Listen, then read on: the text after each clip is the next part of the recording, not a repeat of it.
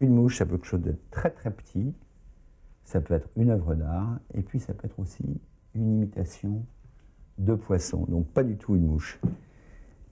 Yvan, tu vas m'expliquer un petit peu comment ça se fabrique.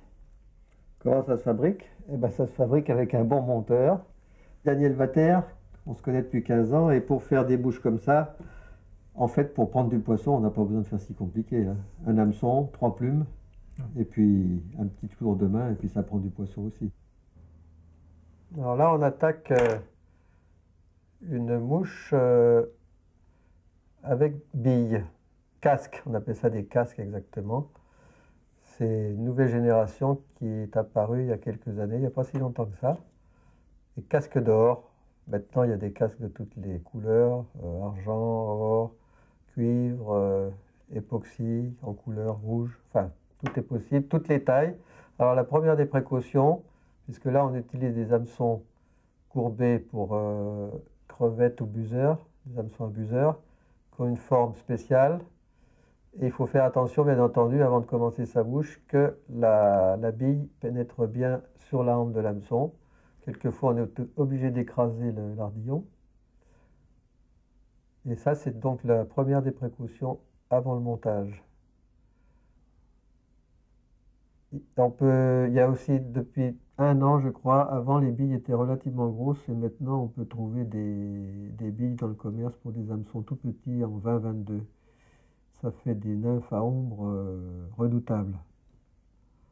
Voilà, là on a toujours le même principe, on prépare un dubbing en entron. Ça, avant, ça se faisait avec du lièvre ou de la laine, et maintenant c'est une matière spéciale, moderne, qu'on appelle de l'antron. Et celui-ci, il a du bril à l'intérieur. Comme précédemment, Daniel va doubler le fil pour pouvoir faire le dubbing serré. Voilà, fixé déjà. Alors la bille sera fixée à la fin de la mouche pour pas qu'elle se balade sur la hampe. Elle sera fixée par le fil de montage qui va la pousser vers l'œillet. Voilà le dubbing qui se prépare.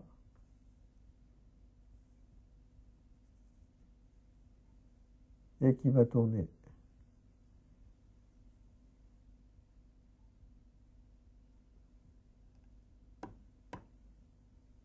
C'est très vivant comme matériau.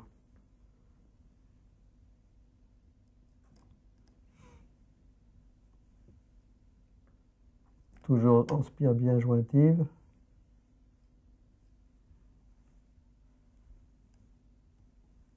Surtout pas lâcher le fil parce qu'il se détord et il est tordu.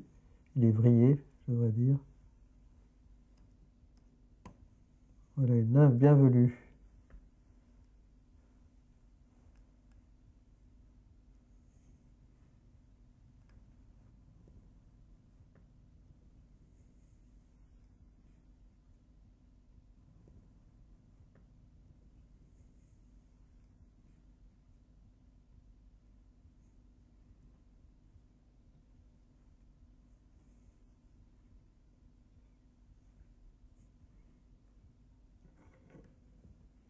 Oui, il y a d'ailleurs une polémique au sujet, enfin pas pour tout le monde, mais il y a une fédération, pour ne pas la citer, c'est la Fédération du Jura, qui accuse les pêcheurs à la nymphe de prendre trop de poissons.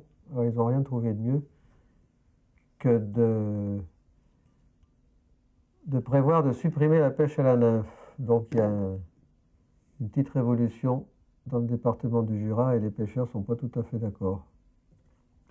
Moi, à mon avis, ça serait complètement aberrant.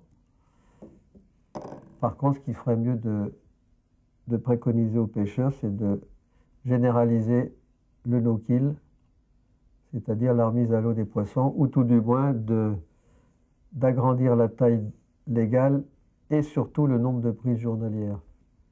Parce qu'à l'heure actuelle en France, on a tout de même des fédérations qui autorisent encore la prise de 10 truites par jour. Eh ben dis donc, celle-ci en prendra quelques-unes. Tu la fais tourner un peu, comme une star. Voilà un casque d'or, prometteur. Super. Bravo Daniel.